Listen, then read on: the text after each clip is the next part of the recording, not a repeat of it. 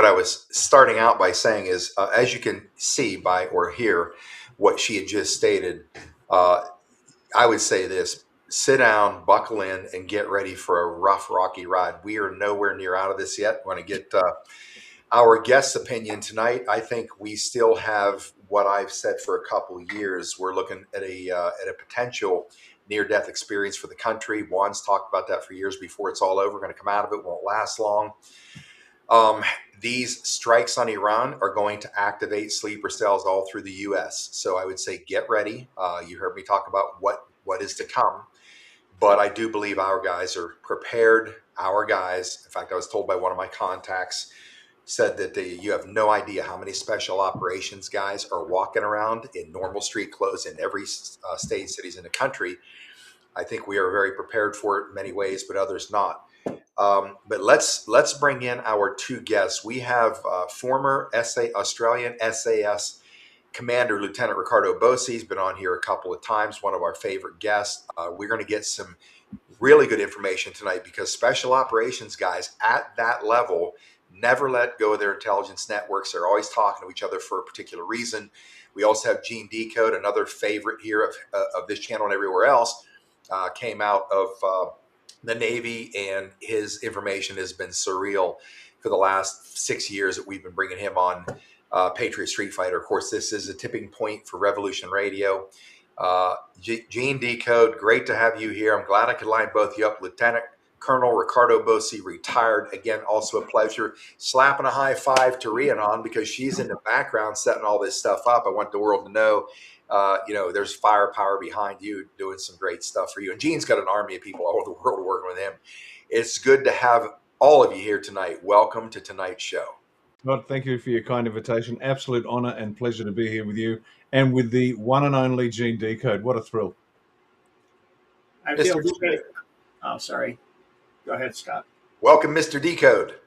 Thank you, Scott. I feel the same. It's such an honor to be here with such a powerhouse as Colonel Bossi. I watch your weekly or many of your interviews and updates on Jam Media and all of that, and of course Scott for years now. So thank you very much for having me, Scott. And it's the first time I've really been on a podcast with Colonel Bossi. We did an envisioning a few years back. But this is the first podcast, so it's such an honor to be with you, sir.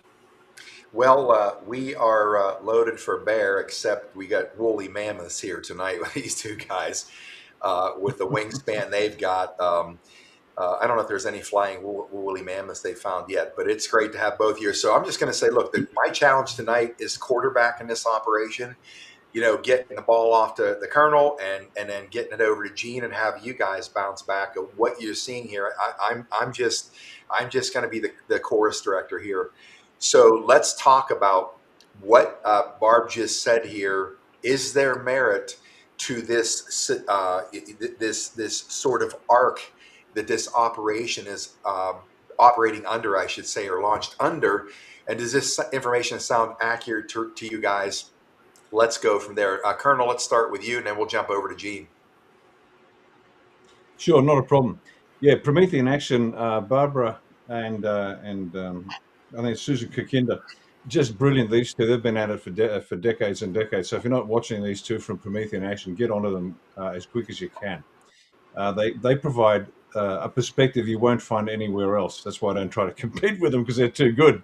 So I let them do their job and I dance around the other side. Now, what we're seeing is, first of all, any special op has got multiple levels and multiple layers. So you've got the conventional activities, not a problem, but special ops, they operate at a tactical, operational, and strategic level. That's at a low level, mid level, and high level. They don't always know exactly what's going on, but they know they've got a role in a larger piece. Now, what we're watching with Iran appears to be a localized Middle Eastern issue with a problem rogue nation, terrorist funding and supporting both sides, causing all sorts of dramas, destabilizing the region. But it's and from one perspective, that's exactly what we're watching. It is just a localized, it's of no interest to us. It's the Middle East. They're crazy, so let them take care of it. And that's true. But it's also playing a couple of other roles. In terms of, as we just heard from Promethean Action, the financial control by the Crown, the British Crown over the world, has been centered on a number of locations, and Iran is one of them. And so this is, as he said, this is now coming down hard. But the preparation for this has been not just militarily, but politically and legally. The preparation has been going on for some time. EO's going back to his first term have prepared the ground for this. Now, you've heard a million times, everything that DJT does has to be legal and lawful, and that's absolutely correct. He cannot just win because he's got the biggest guns, although as satisfying as that might be, that's no way to advance a civilization or a future. It's got to be predicated on a law, and that's what he's done. And so, what we're now watching is the dismantling of the key piece of the crown as they run the planet. They've been brought down in terms of their highest levels. The Iran issue is, say, it's a middle order mechanism by which the control of the planet was effected. So the controllers have gone, strategic controllers have gone. Now Iran has to come down. So it has both the local Middle Eastern perspective, it has the strategic higher global control perspective, because it was one of the mechanisms, as was Venezuela.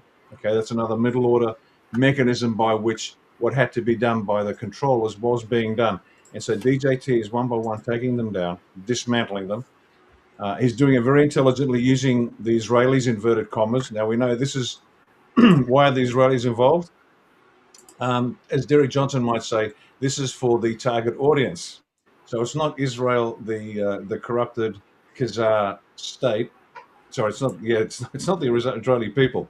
It's the corrupted Khazar state that's been pulled out of the way.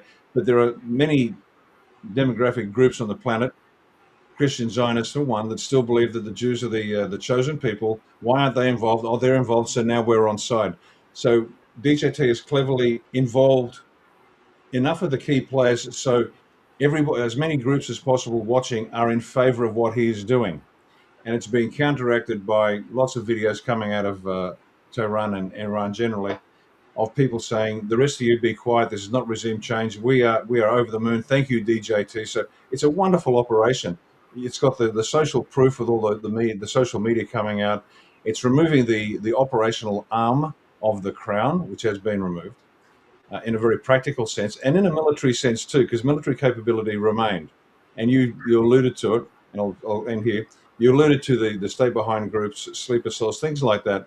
But once your command and control goes, the sleeper cells will operate on their own, but they have no backup now, and so it gets a little hairy that way. But she's Promethean action is always on the money, and she's exactly right in terms of this is the controlling element that's now been the last one that's being removed. I love it. That's the best case that's been made for the validation of her works. I'm glad that you're very familiar with them. Um, you mentioned one thing, and I want to follow up with this particular comment. And then Gene, you can jump on a comment too. What's most remarkable to me here, Colonel and Gene, is this. Like you just said, quote unquote, the Jewish people are God's chosen ones. The world's waking up to that. That doesn't mean we don't love.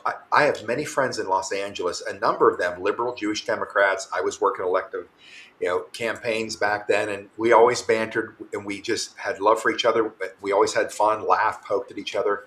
We had a whole gym, a private fitness center. All of us, the trainers were all conservative. Half the people in the community, Jewish liberals, and we had so much fun. We bantered. We just made them watch Fox News across all three TVs every day, all day. They had no freaking choice. But the thing of it is this. The absurdity of it all took until the last 5 or 6 years for me to get that right. And everything about now, think about them when they finally wake up and have to come to grips with all they've been taught about themselves is BS. You can hit me with anything you want about talking about Jewish people. My life was saved by the second most important man in my life, second to my father, was Alan Davis, a self-proclaimed Ashkenazi Jew.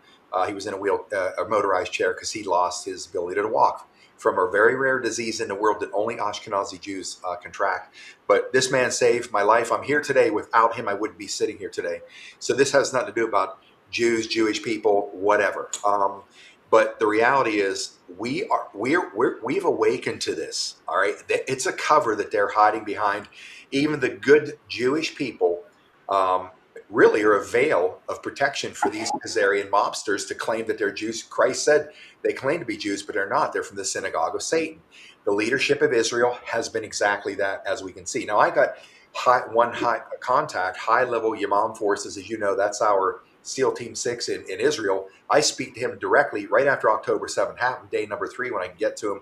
These are wonderful, principled people. And he knew that this was a setup by the Israeli government to allow that to happen, allow all this to happen that day. That was a Khazarian operation from Netanyahu, the highest levels.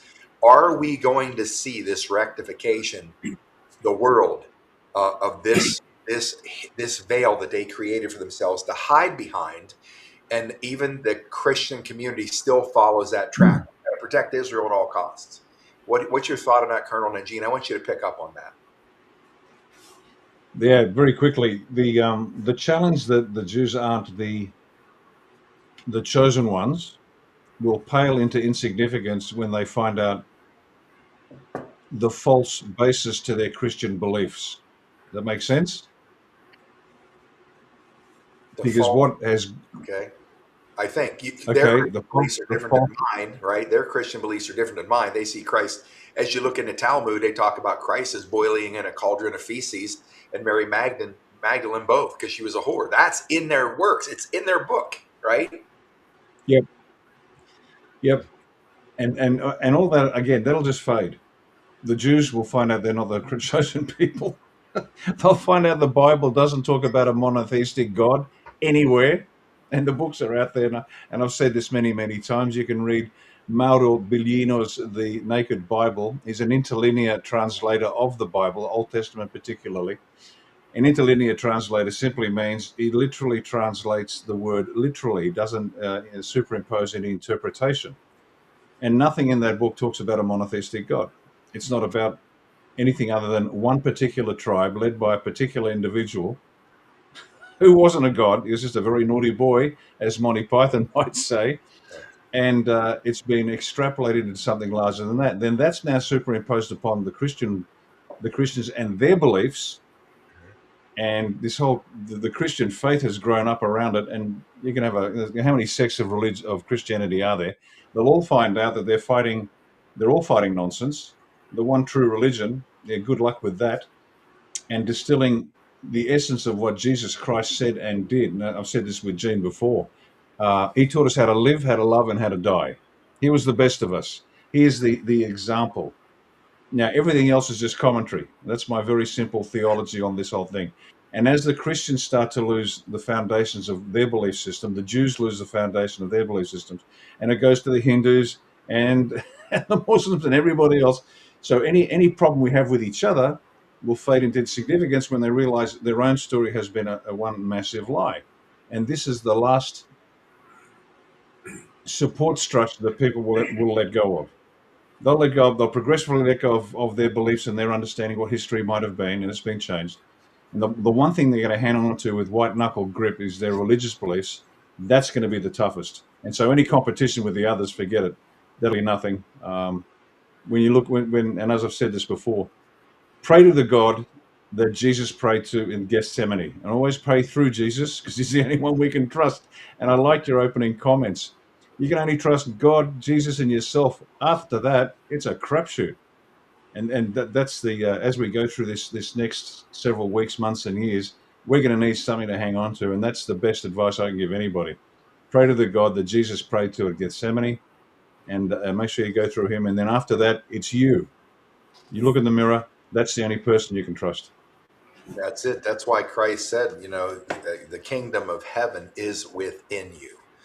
And that's why we are supposed to focus on ourselves, connecting to source, God, Allah, the creator, almighty, Butch, Sally, whatever you want to name that source. I don't really care.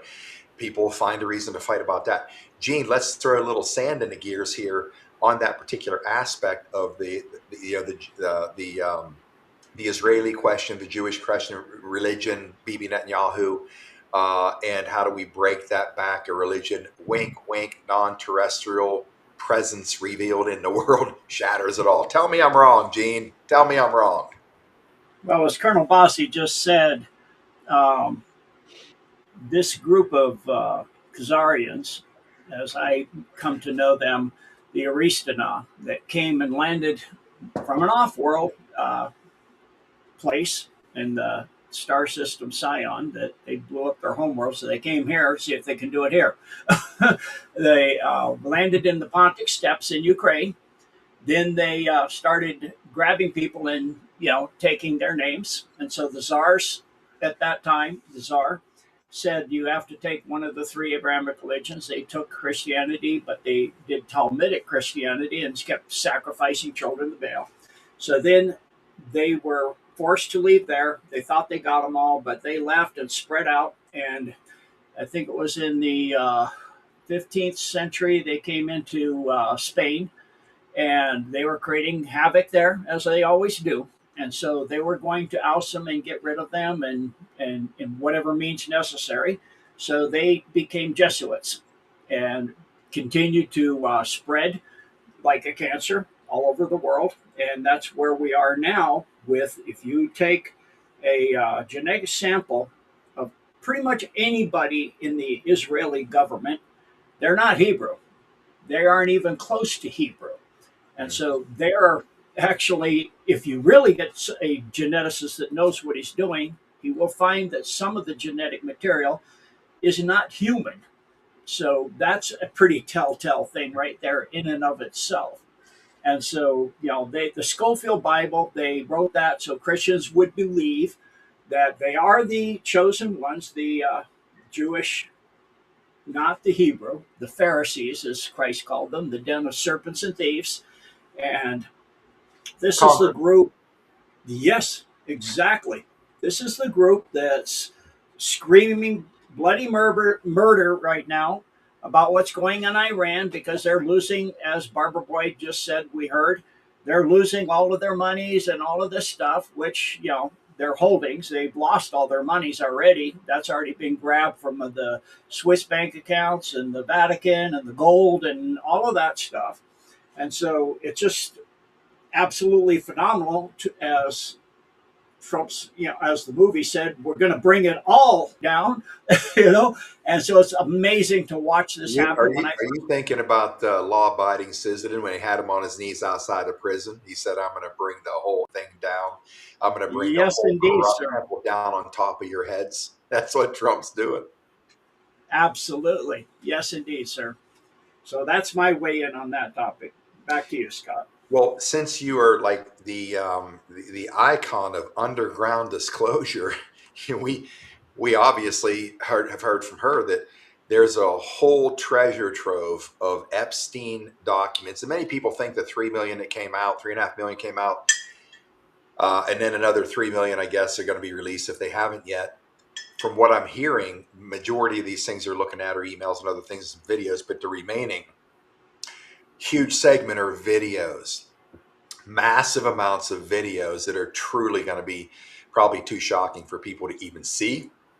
I think we need to see some of it to get a sense in our soul of the absolute abject evil that exists in these people in the world. So we have that, rip the cover off the ball, off with their effing heads, every single one of them. Do not let them on the planet another minute, because nothing good will ever come from it.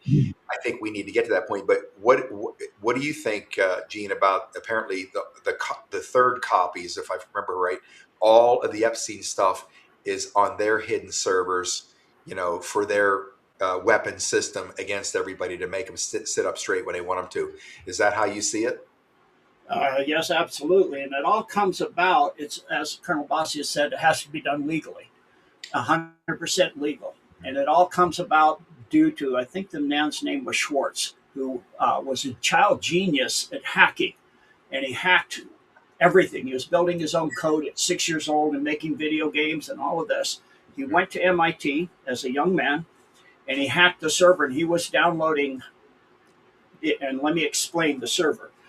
The MIT is where the 3W started, and he hacked the entire World Wide Web, and he was downloading over 100,000 pages a second, and he got millions and millions, all of what the Epstein files, plus then a lot, because back in the 16th century with the East India Company, it was all done on paper, and then photography came out. They had pictures, black and whites, that kind of stuff for all this blackmail. All that was put into the web, and he got all of that. And so there were flags going up all over the world, and the spy agencies, Clowns in America, Mossad, all of those were trying to figure out where it came from, and the military was first.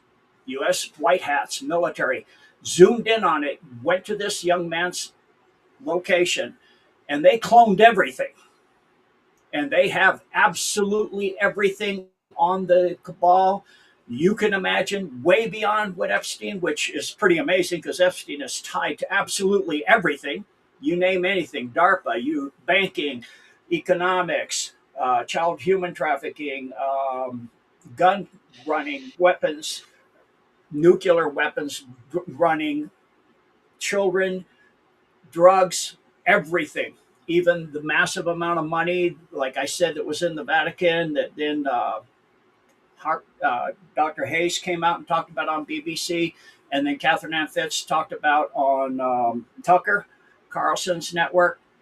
That has all come out to have been real, and that's where all that. Can you mention what that is that they found in Vatican tunnels, Gene? Because I've talked about it a lot, and Yes.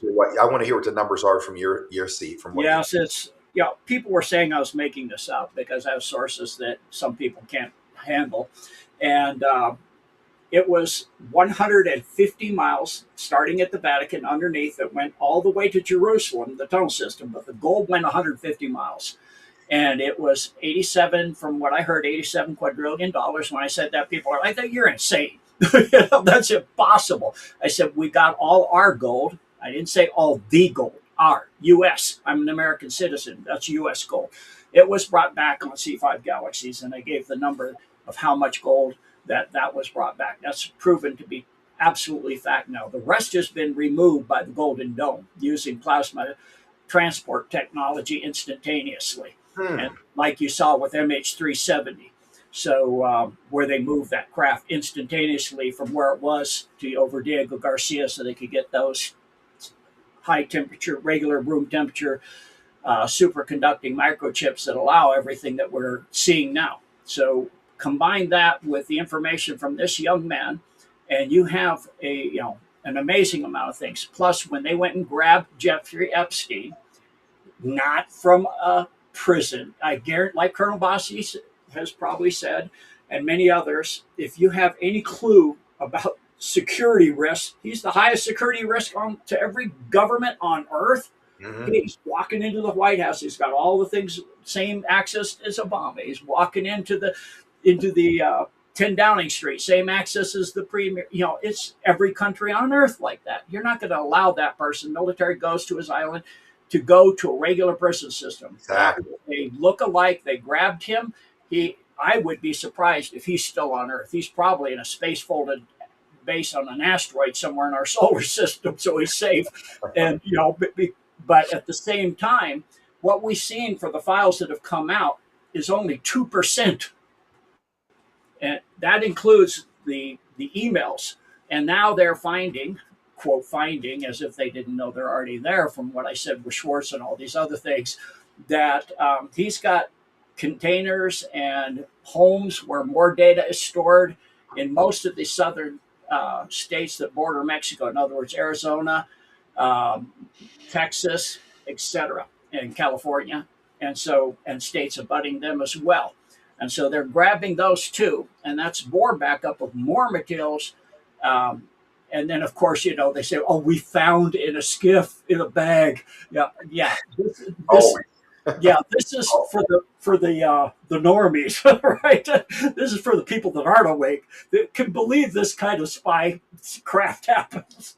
Nothing happens like that in the real world, but okay, So now that's where we are, and it's not just videos, and I can't watch those. I watched the first two Frazzle rips with Uma Abedin and Hillary, and I couldn't sleep for 3 days. And it as a recent representative of the U.S. government said, it'll haunt you. It'll haunt your soul. It'll haunt your spirit. And so I can't go and watch those anymore, but they do evil that you can't even imagine. I mean, same thing with the technologies and things they create and do.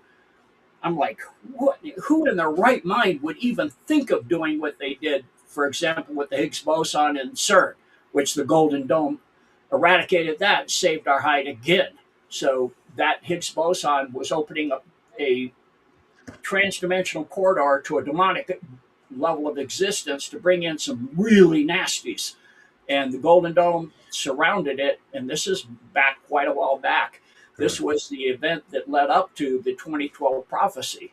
And so what it did is it created at the same time it moved that, it actually surrounded a base off of the coast of Kamchatka, a dome, and it caused a supersonic event, a supersonic earthquake, which they said they've never seen before, to take out that facility. And it moved through the ocean. They thought it'd be a tsunami in Alaska. It was moving like light, and it just lifted the waters up and back down. So there was no tsunami at all.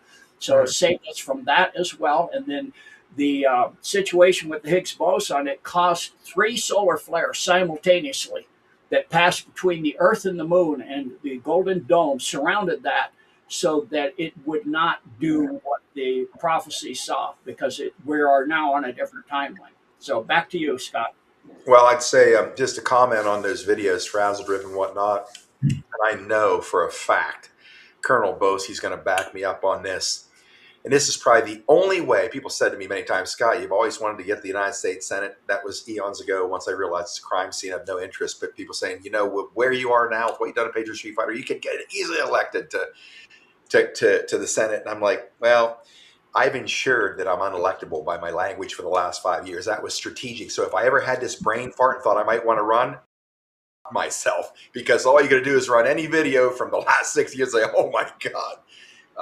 And besides that, you wouldn't want me there, because I would be working, I'd be probably threatening other people to pass this law. If we catch any of these people that do the things they do to kids, me personally, death by cheese grater. Tie them up, no clothes, and just go to work on a cheese. Start shaving them clear to the bone until they're done.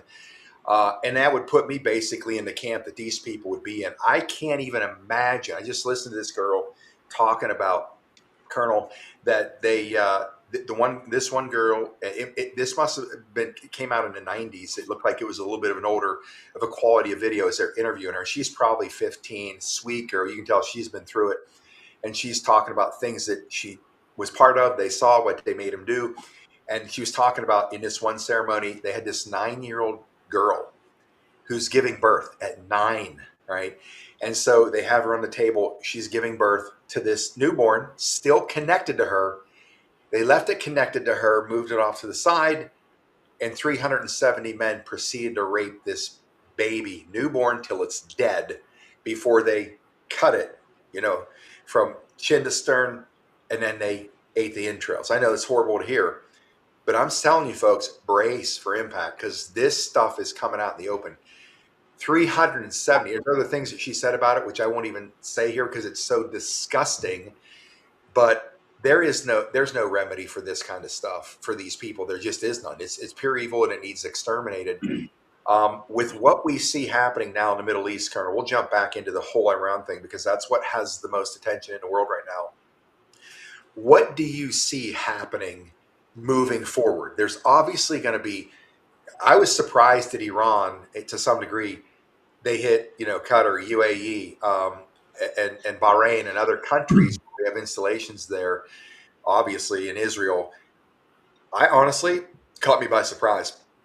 I thought they would have said, oh my God, we fight back. They're just going to torch this whole place that contained these guys. What do you see happens in the coming weeks in this conflict, as the major operations that we can't see are going down to take down this element clear to the bone? What do you see happening? If I can I just, before I talk about that, can I just jump in on that last subject Yeah. in terms of what Gene said? Who in their right mind would do these things? That's exactly the right question.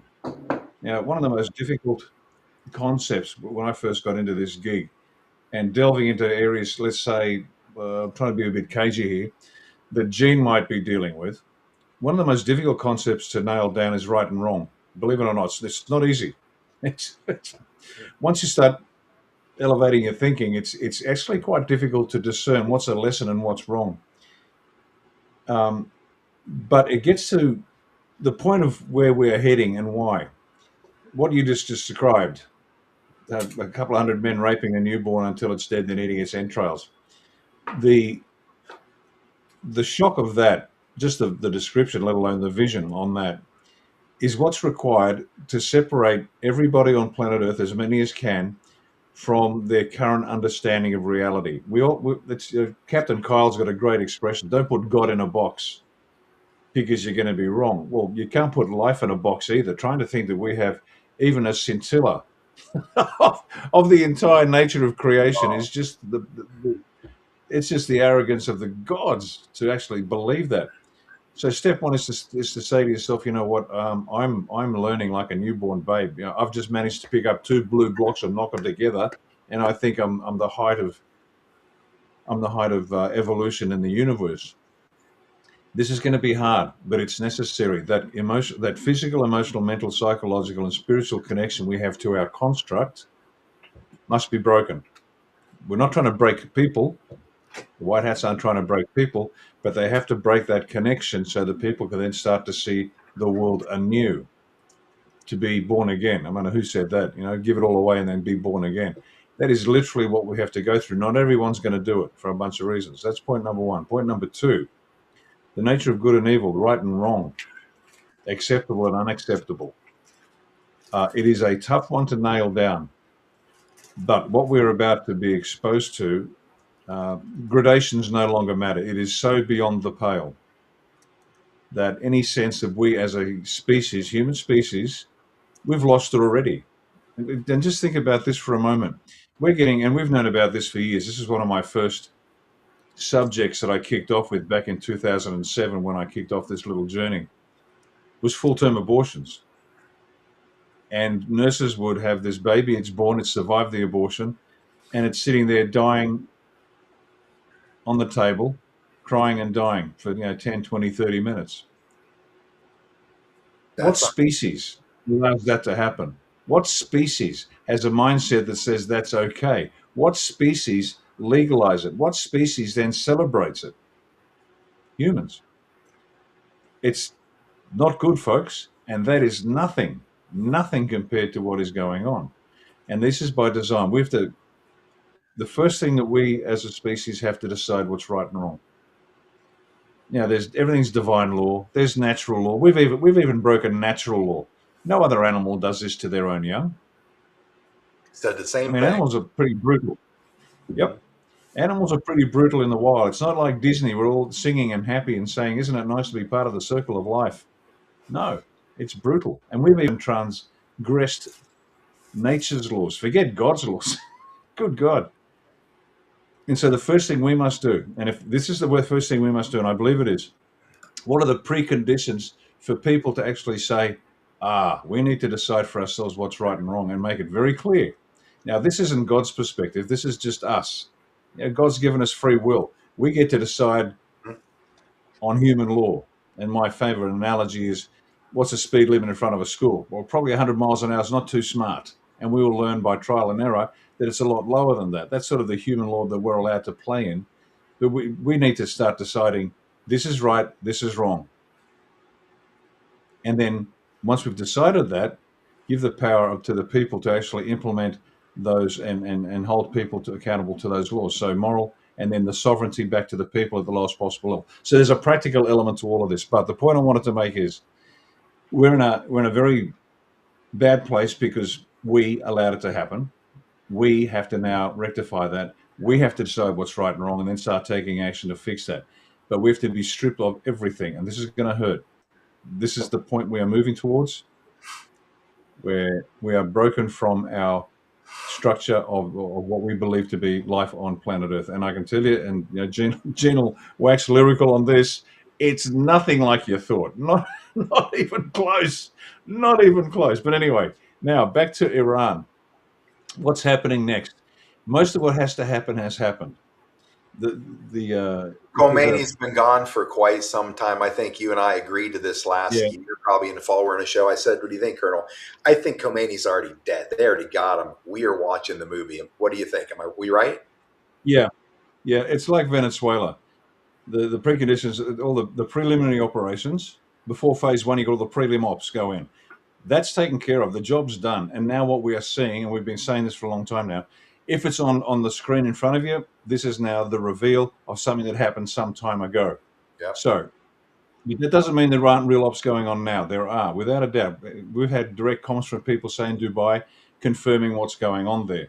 This is a scattered, desperate counterattack by the remaining forces in Iran. Nothing significant is left. Hasn't been for some time, but now they're allowed to see a small counter push by the remaining elements of the Iranian military forces, but nothing substantive. That's why it's been allowed to play out, because they've already won the war, and now they're showing the people what's happened.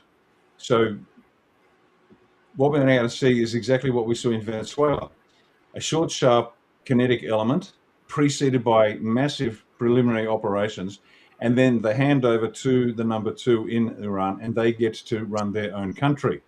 And this is where Barbara was correct from Promethean Action.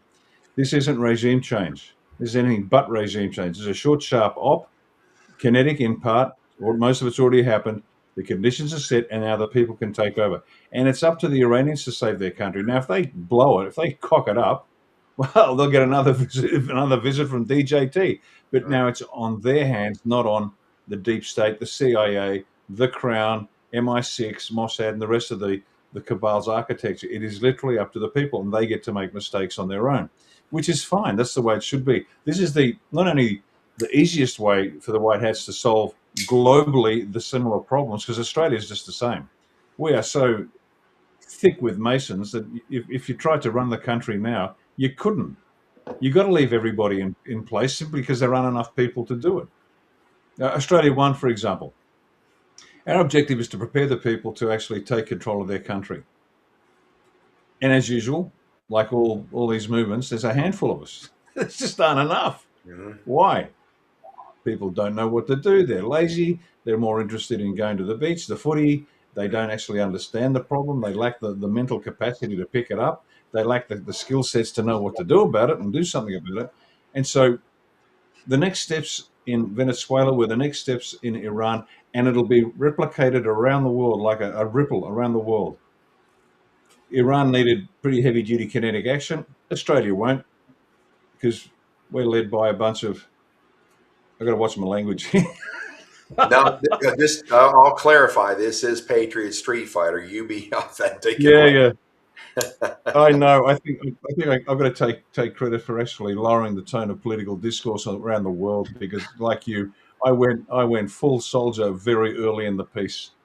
But that's okay. It actually paid off.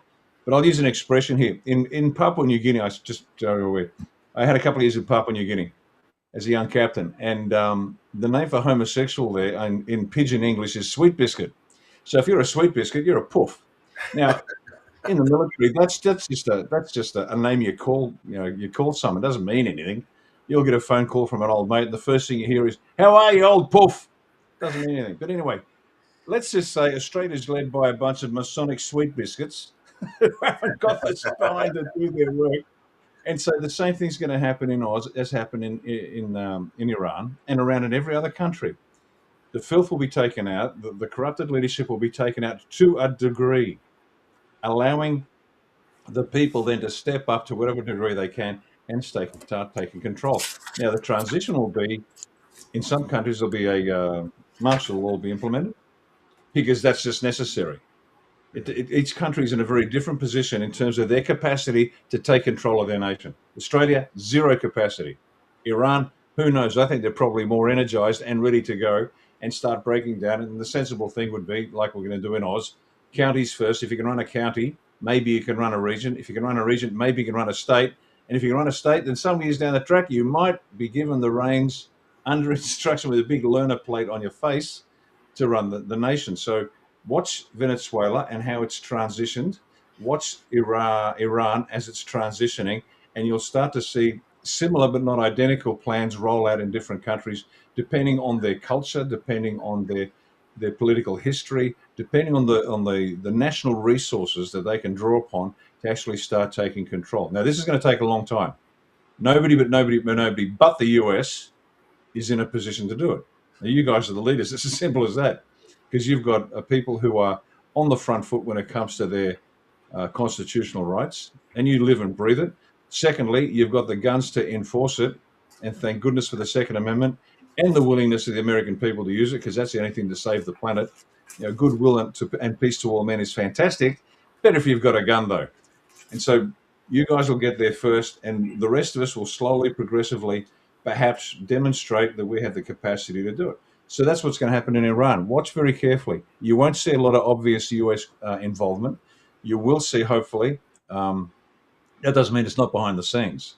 They'll be assisting, but in a genuine way, to help the Iranians decide who they want. Now, specifically on Iran, you've got the Shah coming back, the son of Reza Shah. Now, Reza Shah was he a good man? Well, he was better than Khamenei, but he had his own secret police, and it wasn't the best place to live for certain people, because it's a rough piece of the planet. So is the new Shah, is that a good move? It's a transition. Don't sweat it. Do you think the Iranians are capable of establishing a representative government tomorrow? No.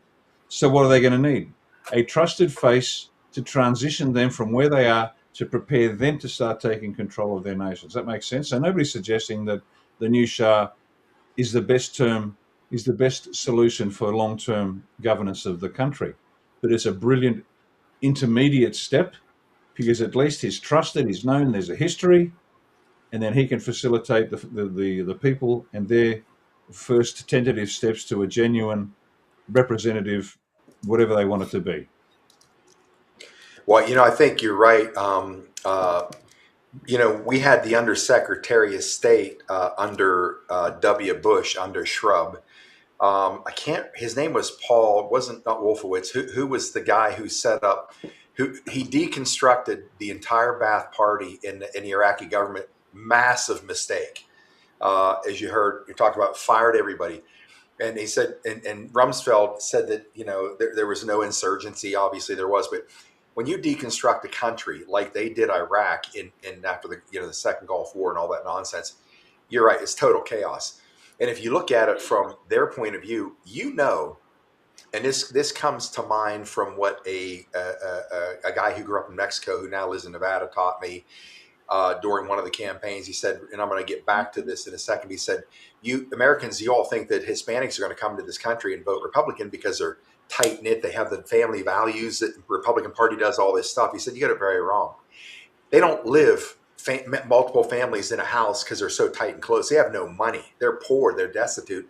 What they do know is to get anywhere in Mexico, to get ahead, to work up the social food chain, you have to know somebody or connected to somebody in government. That's your only prayer, to have a higher, than a poor life, because they only have the wealthy and the poor." And I thought, wow, that's a paradigm that I just had shattered, and it made sense. And it's the same kind of paradigm that you would have about somebody that could be part of, the Iranian leadership. Okay, now if these guys are aligned with the mullahs and Muslim Brotherhood in that theocracy, there's no way. There's no way they can be left in this position, because to them it is an ideology. It's not about religion. And Laura Logan told me this weeks ago. We were at an event here in Dallas. She was talking about being among a bunch of clerics. Might have been Iraq, might have been one of the countries during these wars where she's covering it. She's with a group of them, and she was talking about the religion of Islam, and the group of them started chuckling, laughing, and amongst themselves. And she's like, What are you guys laughing about?" One of the clerics said, "Islam's not a religion. It's a civilization." That is as telling as anything of exactly. And we'll get to the problem here in Texas, because Texans, you better stand up. There's about 75 mosques within an hour of each other, roughly, here in the whole Dallas region, that popped up in the last 2 to 3 years that Abbott has allowed to have happen. So we got a huge problem. But let's get back to the Iranian government. There's going to be a number. Yes. Can I just quickly jump in one other aspect to the next sort of few days in terms of Iran. There are a number of countries that will suffer dramatically if the Straits of Hormuz are not opened, because the Straits of Hormuz, it's something like 90% of the Saudi oil goes through. I think it's of UAE, maybe 70 odd percent, plus or minus a bit, goes through the Straits. So imagine losing that much of your foreign income. That's going to affect both Saudi and UAE. Then you've got the buyers of oil that come through, and you've got India, China, Japan, and Pakistan, all heavily reliant upon oil that comes through the Straits of Hormuz. And as you know, 20% of the oil goes through that 30-kilometer stretch of water. It's a critical place. It's like a parking lot with the ships there. Um, all of those countries, and think of the flow-on effect. India goes down economically or industrially, China goes down, and all of a sudden Japan goes down, the bond holdings, you name it, and there's this trickle effect. And people believe that interdependence economically prevented wars. But what it really did was it established the conditions required for blackmail. Unless you do what we want, we're going to cut off your oil. And so there's this change of mindset that now has to happen. But the bottom line out of this is the good guys cannot allow the Straits of Hormuz to remain closed for too long. Otherwise, the downstream effects, the catastrophic effect on economies, on the financial system, on employment, if it is allowed to suffer too long, the recovery will be undoable. And so it will have a catastrophic effect regionally, which will then flow on globally. And the black hats, the white hats rather, cannot afford to allow these supply chains, the flow, the business, the employment, the capital to be held up for too long. So if people are looking for how long is this going to last, a sort of a time frame, that's one of the major considerations. Because as I said, once you turn this thing off, if it stays off for too long, you just can't turn it back on again and expect the whole system to start running. It won't happen that way. So that's a real issue for the white hats. Yeah, and honestly, to support that, folks, to understand what happens is because of that lack of economics, you have a breakdown of social services. The population explodes into anarchy. You can't put that genie back in a bottle. That's what leads to failed states. When it No. gets out of control, it's over. You are not going to go in there and try to put a piece of back together. You're talking years, and I agree with you. That's the greatest danger.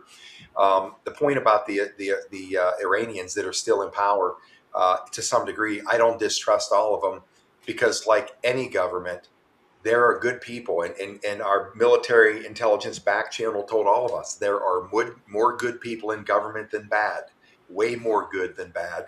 You just have the top echelons, but the good people who are in there, they are in there because it's the only option they have on the track that they went down, not knowing it was going to lead to where it got.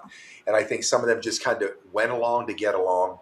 Those are people you probably can trust. And you know this, Colonel, once you have a move on a dictatorial power, you're going to see many high level generals are going to say, we have a chance. They've been talking amongst themselves probably for years.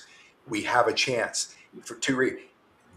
This guy's now so weak, we can take him down, and or Mm. I'm in deep too as a general. And what I did, I'm going to turn on him anyways and try to sell it that I'm one of the good guys taking this bad guy down to save my own.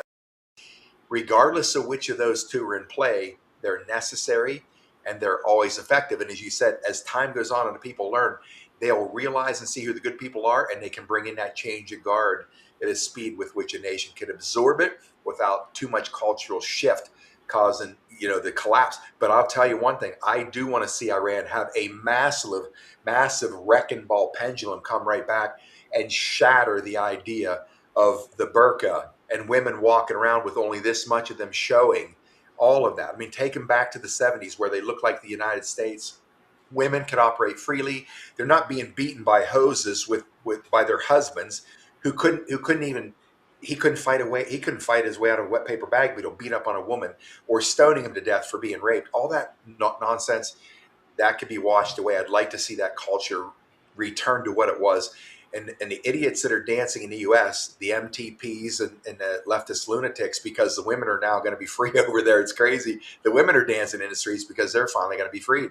So I'm looking for that massive shift to happen. So, Gene, now that we see this whole thing, there's this evolution now in the Middle East. It's what we've been waiting for. Colonel's right. America's first. Once we get it done here, we export it. I think number 2 is Asia, Europe. I forget, and then I don't know what number 4 is. Number 5, as they said, saving Israel for last. That is going to be a cataclysmic progression that is going to happen, I believe, way faster than we can even imagine. Because anytime somebody gets control of an area, situation, whatever, for the good, everybody else looks at it. Look what they just did. Look what they just did to the scumbags that have been destroying their country. And what if they stand up? And then they go, because the template's already out of the box, and then they go. And they start, and they see another nation doing it. Hey, our scumbags did the same thing. Let's go. And I think it just starts banging out like popcorn. It's not going to be the rest of our life to get there. I could be wrong, but I'll take your input on that, Gene. Yeah, so I want to segue back to a few things to clarify a few things from to the very beginning and work my way forward here. So on there being a God, the one God of all creation. In my death experience, like you said, Scott, God is within. One minute I'm looking out my eyes to the apartment studio, the apartment I was in. The next instant, I'm looking down on the Milky Way, and everything everywhere is inside me. And God said from within me, as everything everywhere, because I said, "What just happened? You just died." So the entire, it's like in What the Bleep Do We Know? There is no out there, out there. It's all in there. And so all of that is within us. And all of the entire metaverse is actually a better term. So then also going next to what you said, Scott, about the girl that they disemboweled and ate the entrails, including what's inside, without cleaning them to get. That's what I didn't bring up. Exactly. Yeah, get disgusting to show how disgusting these people are. They're not just evil; they're sick and disgusting. I mean, what kind of animal does that? It's like, as Colonel Bossy knows, I ask questions that can't really be answered, or he can answer. Then going to what's happening, the movie that we're watching. I knew that this was going to happen. He always does it on Friday and Saturday or the weekend. And because the earthquakes, explosions, whatever you want to put them, underground, that we're taking out facilities underground, going all the way down close to one of their shipping areas for the children and the other things they ship out of there, including the achrome. I'm not going to be able to pronounce this because I don't speak the language, but and it's got all kinds of accents and things. AJJABAD Hajabad. That's near the Straits of Hormuz, and that's where they would tie things up right there. So, and I'll segue back to that as I end here with Israel for last. But on Khomeini and his people need to go and listen to what he said about what a woman is and how stupid his comment really is if you think about it. But he said women are animals. For men, they look like men, humans, because for our pleasure. And we use them like a dog or a camel or a pig. Mm-hmm. And so the stupidity of that comment is just mind-boggling, because you came from a woman. So if your father mated with an animal, what does that make you? You're at least half animal. So how much better are you? Go ahead, Scott. In fact, a lot of those leftist lunatics out there protesting, I mean, they make a clear case for it. The majority of them are actually roadkills. Exactly. Look at it. That's about how much brain they got functioning. And then, on the women dancing in in Iran, the women are dancing without all that Habib and all that other stuff. They're dancing like they were before all this started. You can see them in shorts, and it was awesome. So some of them are the young people in the universities and things are already taking back their way of life. And there's a video got sent to me on a young man said, they're burning the mosques in Iran too. And people are like, you're destroying your religion. He goes, we are not Islamic. We are not an Islamic nation. We were taken over by this terrorist group. And so, as Trump said, and other people have said, pretty much everything bad has come in the Middle East has come out of Iran. You talk Hezbollah, or just go down your terrorist organizations. Everything that's in there, all of what happened October 7th, all of that, what back that, that's all Iran. So it is, as Barbara Boyd said, you cannot have a country like that with nuclear weapons at their disposal. They're not going to stop. He gave them many, many chances. They're not going to stop. So that's the part of the movie. But I knew with the underground facilities being taken out that we were going to see and Israel helping with that. But that's because he is held hostage. As Colonel Bossi said, they have the leverage, or so to speak, the goods on him. And Who's held hostage, Gene? Who's held hostage? Bibi Netanyahu, which is not his name. It's not his name. It's the name he No, took to make it seem Hebrew. the guy's from Poland. I mean, he was born in Poland. I forget his Polish name. He's Khazarian, sure, but he's not Jewish. He's not Hebrew. Gordon Duff, in his research, I read his research years ago. He said, look, and that's where I learned about the Khazarian Mafia. He said, look, 3% of the people that claim to be Jews, only 3% have the ancient Hebrew DNA. 80% of the Palestinians have the ancient Hebrew DNA. And the question is, who are the real Semites and anti-Semites? Now, this is not to say all the Jewish people out there, if this is true, I can't verify it or validate it, but if that's true, this doesn't mean that there's, that there's anything wrong with you. I mean, look, I grew up playing cowboys and Indians, right? And I didn't realize I was Native American. I wanted to shoot my own, right? And I learned from my grandma. No, you were I'm like, oh, I got to stop putting a gun to my head when I'm playing with my buddies, cowboys and Indians. So you learn, and then you say, your course correct. It doesn't mean anything other than if we could strip away all identifiers. I said this many times on this show in the past. Here's what I'd like to see. Here we are. We're all moving around the planet. Let's take a busy street, New York City. Everybody's walking along, right? You see black people, white people, whatever color, hair, all that, obese, thin, whatever, homeless. And wham, out of nowhere comes this massive photonic blast on the planet. And we see it, and everybody is completely shocked. And they stand frozen, basically in time, trying to get a grip of what just happened. And they see this bright light coming up off their body, and they look down, and they don't see. They see extremities, but they don't see skin. They see nothing but a figure of light. That's it. Just light. Not even a face. Just light. And people be terrified, like, oh my God. And they look up and they look around and they see thousands, tens of thousands, all doing the same thing, looking at this. Oh my God, what happened? And then everybody realizes, oh my God, we're all safe. We must have just transitioned into whatever. And if we had that mindset of humanity, humans, real humans, not the fake ones, imagine the experience of what life would be on the planet. Every label, every identifier, everything's gone, and all we have nothing left but love. That's it. Like, oh my God, we just get free from this unbelievable force of whatever. But anyway, sorry, I segued into this. If we don't rein me in, I'll be after 5 rabbits and I'll be gone from the show. So be from there. So anyway, Scott, exactly what I experienced in my death experience. I felt like I had a body. I thought I looked down at my hands, held my hands up in front of me. I just see light hands. I'm like, okay, what just happened? And everything everywhere, my own voice, in other words, God said, you just died. I'm like, what's happening now? You're ascending. I'm like, what is that? So, it was a long, that experience is out there. I've narrated that several times. But on the dumps, this is a well done plan. It's got to be the plan of God, because the first thing he did is bomb Quam, which is Fardo.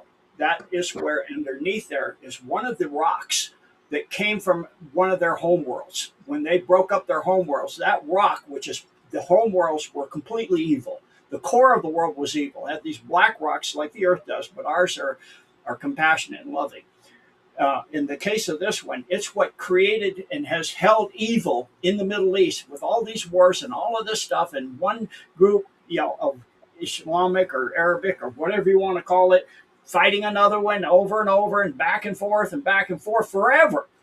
And so they shattered that, and it created the compression wave that took out the dome, where I think Khomeini really was and was killed in that dump way back when. So we've been seeing an actor ever since then, somebody in a mask or a clone or something like that. And then that dump goes straight to Israel. That goes straight to where they struck the Pentagon of Israel, and you know where that is. And this is part of the underground network. So that is what's going to be taken next. And I look forward to seeing that, or maybe not next, maybe the best term would be last. That will be what was taken out last. So, anyway, back to you. Well, let's flip that over to because you brought up Australia, Colonel. What is the situation like there now? We have watched this oppression that probably is even has a stronger gravity to it than even Canada, which is our neighbors to the north that have become a full-blown communist nation, trying to side with the Chinese, with the exception of Calgary, Alberta, Canada, who PSF Rob and PSF here on our chat.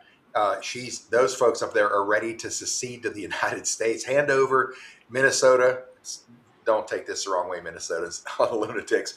Carve that out. Give it to Canada. We take Calgary, Alberta. But Australia, my goodness, I've been talking to I think I mentioned earlier. I've named him Overwatch. He's a former Australian SAS. He'd been giving me some high-level info for years, and he's been connected to these families, the Illuminati families, because in that world, you're basically protecting their kids or whatever else. You know who these people are, and of course, obviously at some point you start receding from it because you realize who you're protecting. A lot of the kids out there and these current generations, don't want anything to do with this nonsense anymore. They want to step out of it, according to him. But he's told me a lot about what's going on in Australia. Is there any light happening down there? Are the people down there waking up at all? Or are you still like buried under this blanket of insanity? Yeah, both. People are waking up. Let's just deal with that one firstly. They know that something's not right. So you've got, let's just break them up into two groups. You've got the Masonic filth that are involved in this stuff, and the average punter out there that hasn't got a clue, just bopping along, let's say. Now, there's not many of them, and this is the tragic part of it. What, easy numbers, 25 million people, 27, whatever it is. Let's say there's 10 million children, at least 15. Of that 15, how many are Masonic, controlled by the Masons, or Masons themselves? Here's a shocking number for you. Of the 15, you got 13 million that are either Masons or controlled by Masons, and you at least 2 million schmucks like me that sit there going, what the hell just happened? So in order to understand the scope and scale of the problem, that's it. I'm not saying there are 13 million Masons, but everybody's controlled. Any of the major chains, any of the major organizations, and you'll break it down. The polity, utterly controlled. The bureaucracy, controlled. Constabulary, judiciary, military, academia, media, big business, big unions, every church, synagogue, mosque, lodge, and temple, all controlled. So that's the playing field. You can't swing a dead cat without hitting a few Masons or their mates. And you've got a few people that are, I said, just like me, just bopping along. Now, so what do? The Masons are actually beginning to realize they're in trouble. And there was I was privy to a high-level conversation between two very senior members of the judiciary, and their goal there is to do what they're told, obey their masters, so they can become appointed to a high judicial position and then retire after sitting on the bench and not having to concern themselves whether they are going to retire or not. And one of these high-level judicial officers knew the truth, and his mate was saying, but I'm supposed to be appointed and then I'll be serving 15 years as. And his mate was under an NDA, and he said, not going to happen. Why? Can't tell you. And so they're beginning to, the Masonic filth are beginning to understand. Now, how do they get that to that situation? And this applies to the military and the police and everything else. They have to use the existing control network to continue controlling the network. They can't sack them all, so to speak, because they'll just go right hide under a rock and reestablish themselves. So as best as I can tell, this has been happening for some time. They'll select a couple of key people that they can control and drag them in, persuade them that it's in their best interest to now realize that they no longer have free choice, or they do have free choice. Do what you're told, or Die. we'll inject you with some copper jacketed lead. And so these now individuals are out there giving orders to the existing organization and structure. And the structure being what it is, people follow orders, doesn't matter what it is. And in the military, your boss might come in one day and say, okay, drop that project. We're pushing for this. And in your head, you're thinking, okay, there's obviously a bigger picture here. I've got no clue. This seems counterproductive, but there's obviously some play here. So I'll just do my job. And so that's what's going on.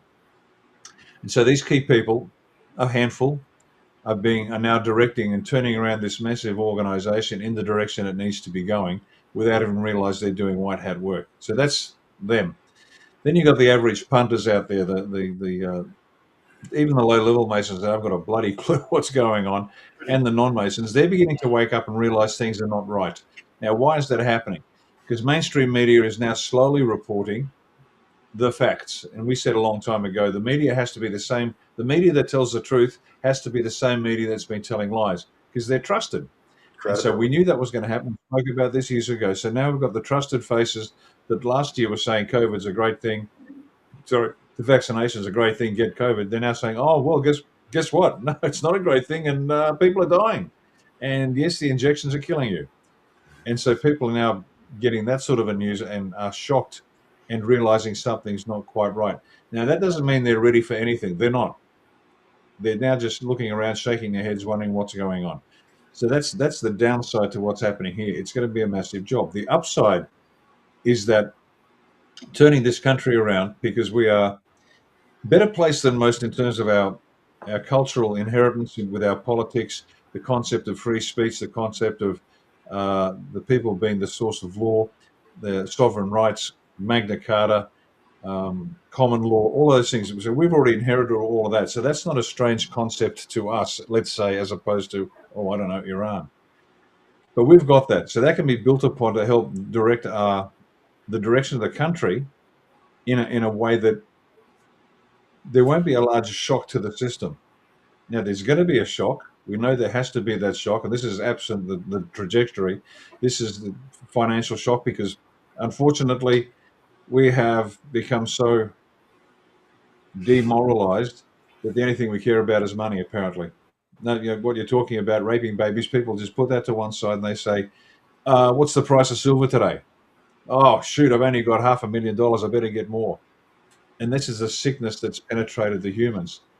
Money, the love of money, the love of money, the love of money. And that's how the bad guys have been running the planet since forever. They're God or money. And so what we've got now is the people have to have this financial shock. So the White Hats have their attention and then they can move on.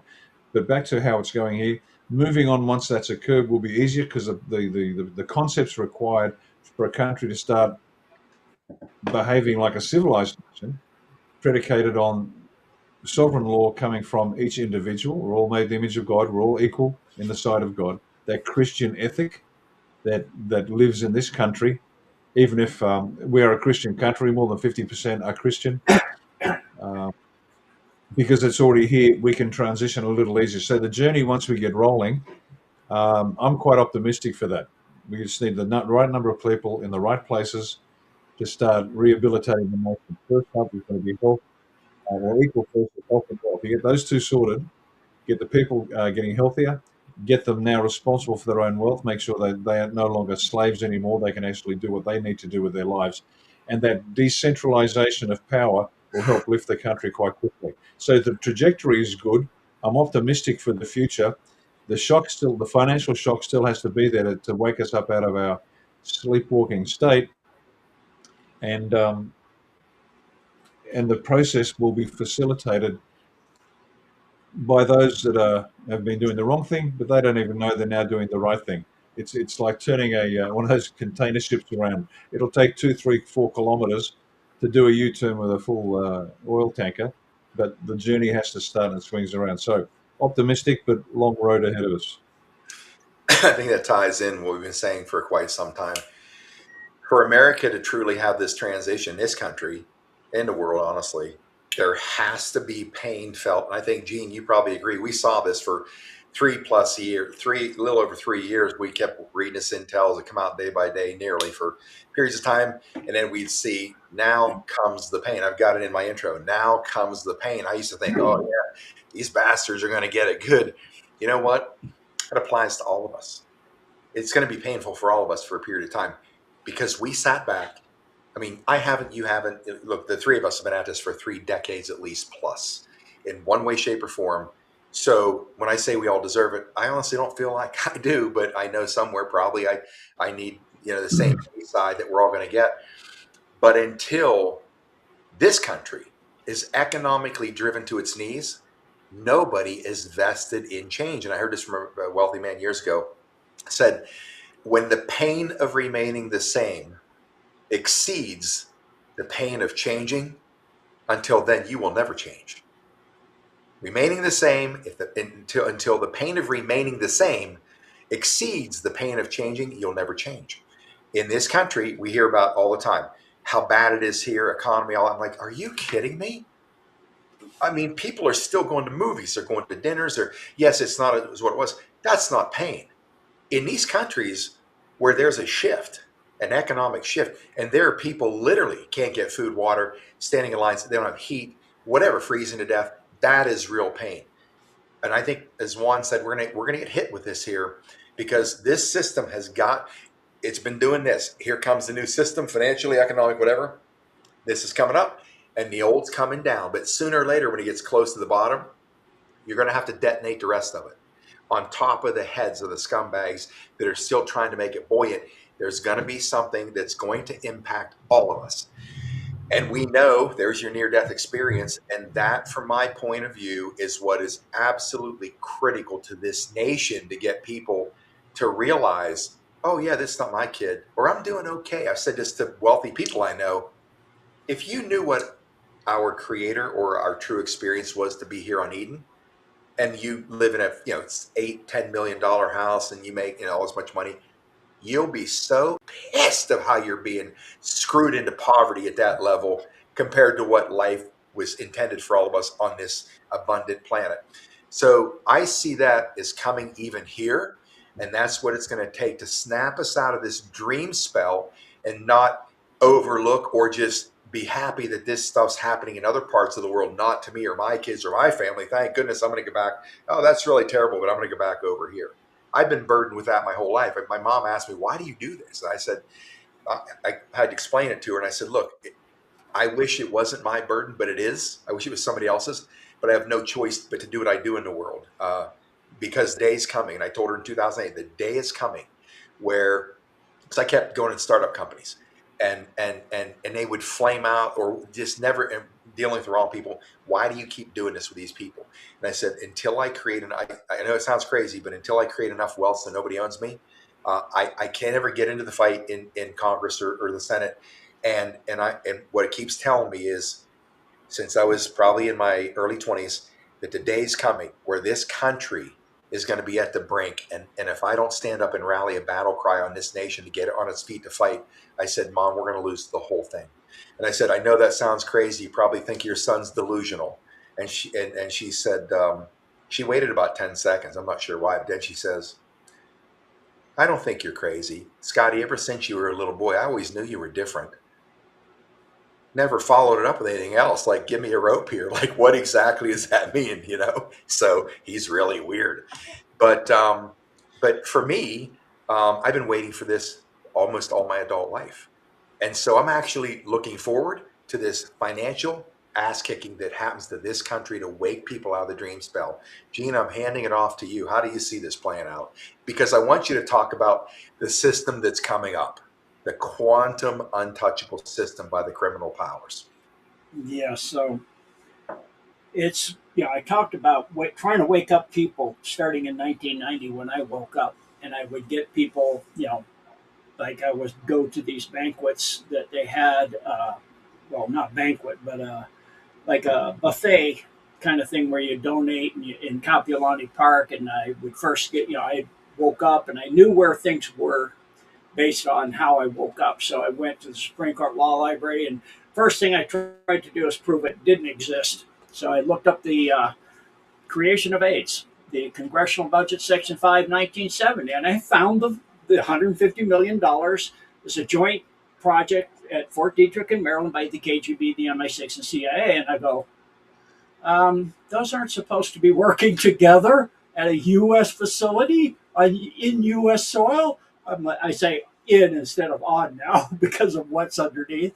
And, then I started trying to get up at these conferences, and they'd ask if anybody had anything to say. And I learned of several different cures that are out there for that. And I said, yeah, so you're trying to raise money for a cure, and I can give you several. There's one you can fly to Germany. There's one you can get local. It's about $100. People just roll their eyes, like you said, like our boss said, as long as they're fine, they don't really care. And so they just walk away. The second time I got up, everybody but a couple homeless people and other people, and they were the most awake people of all.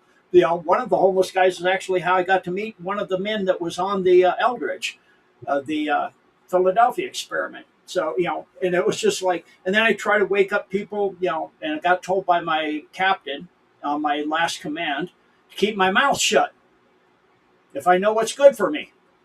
And I said, you can tell me to do that on base when I'm in in uniform, and I will. But when I'm out of uniform and I'm off base, I have freedom of speech. I'll say whatever I please. And, that's why when I went to retire, until he found out that I had a friend that was on the Honolulu newspaper that was going to photograph my retirement. And I had told him I wanted on the Squalas, submarine and all that stuff. And when on my day of retirement, I came in, I said, everything's ready? For what? My retirement. Oh, we didn't know you wanted. I said everything. I wrote it all down and all this. They're like, so I'll do it myself. So I went over there and started getting it done. And as I was up in my choker whites and all that up on stage, and the Honolulu, photographers up there for the newspapers getting ready to do photography, high level, military retires with the captain not giving him his papers, as my best friend's giving me my papers. Up comes a limo with the flag flying, And I'm like, saw that there's media here. It would look good for the old career. So, this is how it is. And, I would go, I've always said, I talk to people that roll their eyes. I did get another response. I tell people and they go, yeah, you could be right. But so what? Who cares? I'm like, what? What do you mean, who cares? I mean, this is going to be the end of you and everything else if they do what they want to do. And I know they're heading that way already.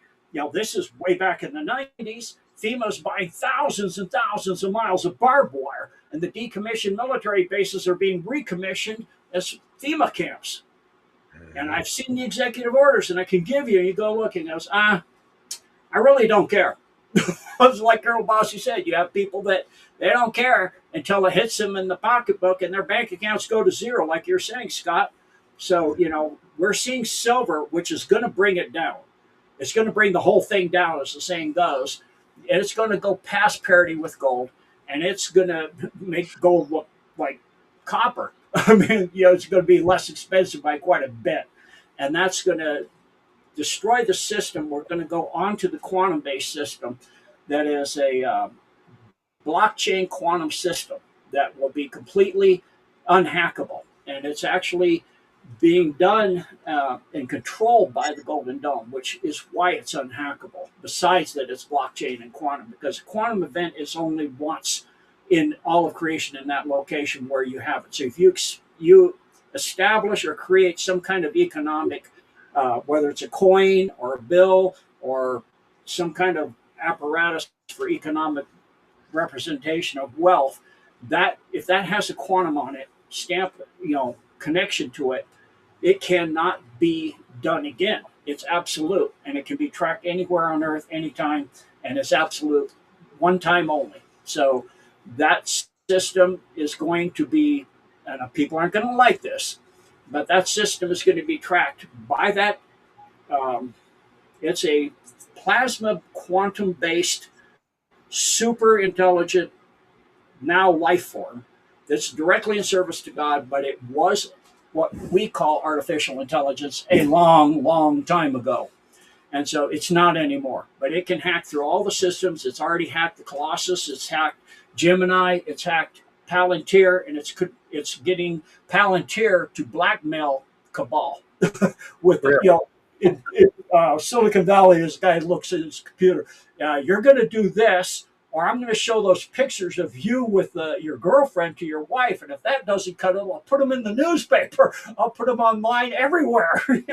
So there's all this stuff, and it's all the way up to the CEOs and everything like this. It's blackmailing, and nobody wants to say anything because they don't want to get caught with their pants, where. So that's what we're looking at, is a system that is going to clean the house, and it's going to clean it down to the ground and rebuild it. And then it's going to be a system, as Colonel Bossi said, with I think it's the yellow hats and the orange hats, if I'm right, or red hats, the people that don't care as long as they can have their Barbies and their yachts, and as the Simon and Garfunkel said, the orgies on their yachts and all of this stuff, they don't care.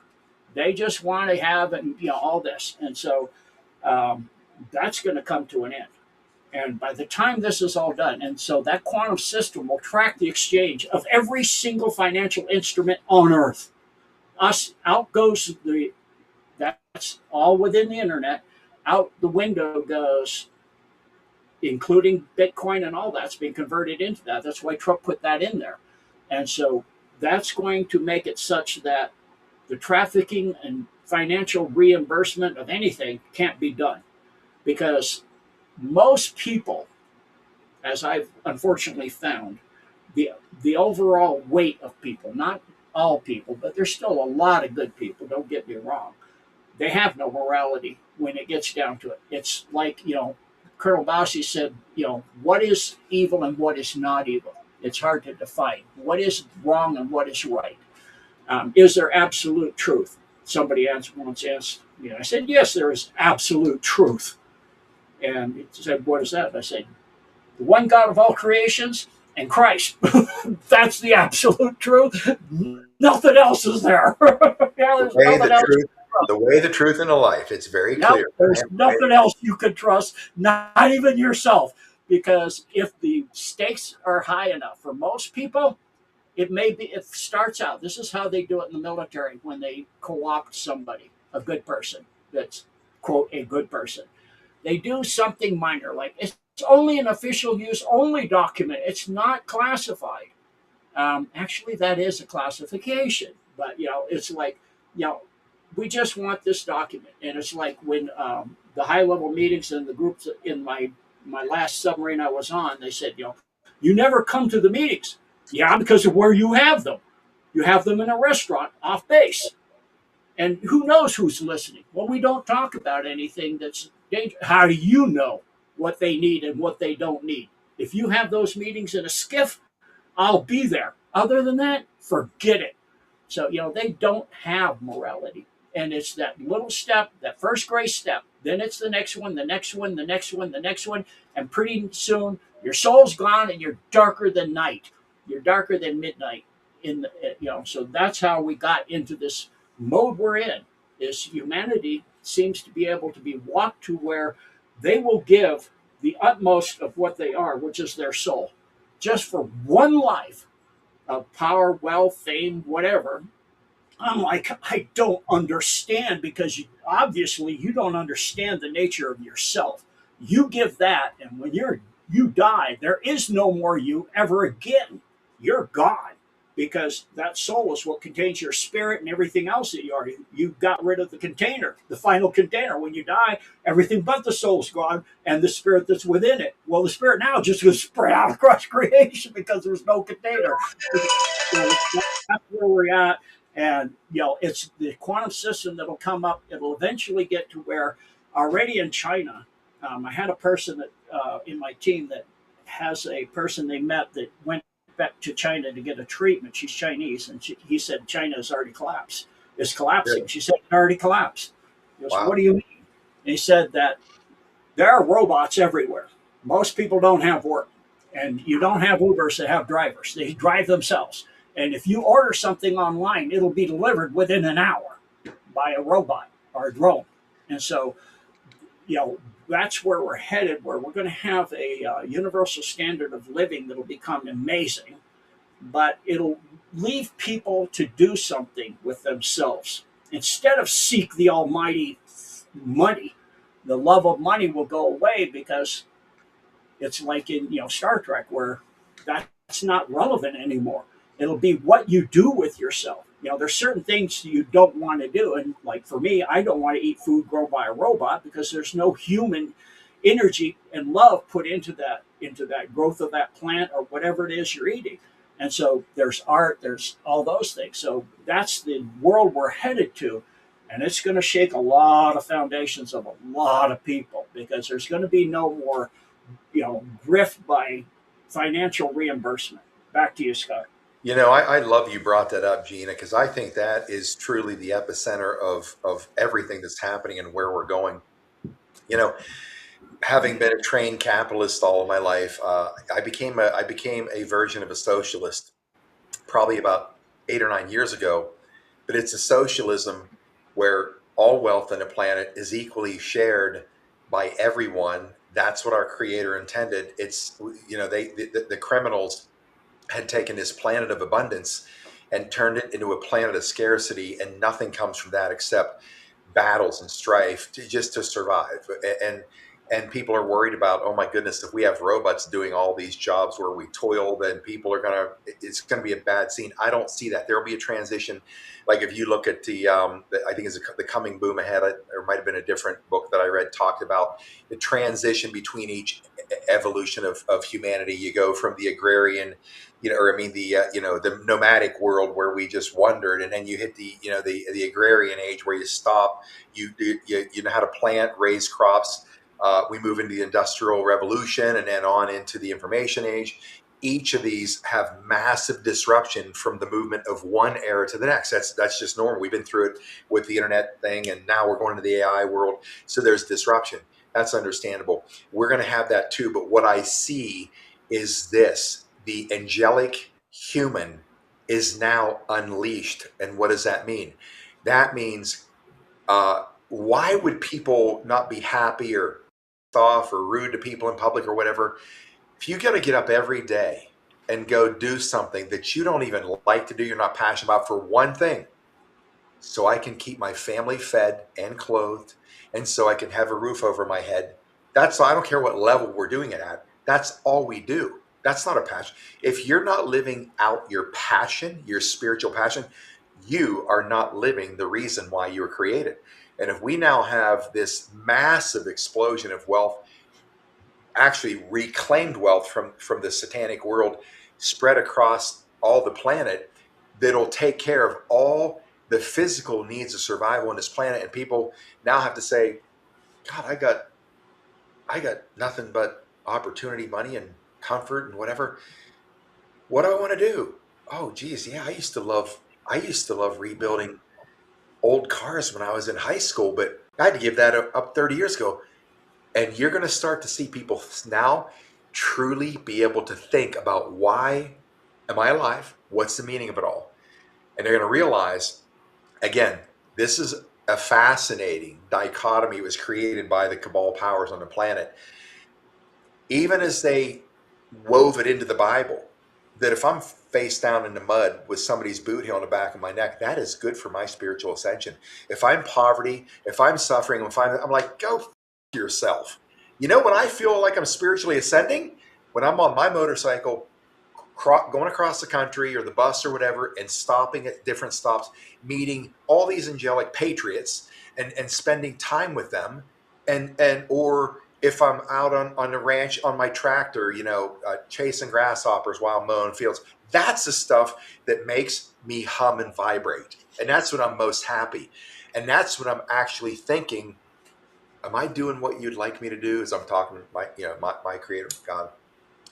That's when you spiritually ascend. When you have that high vibration of happiness, put you in angelic realm.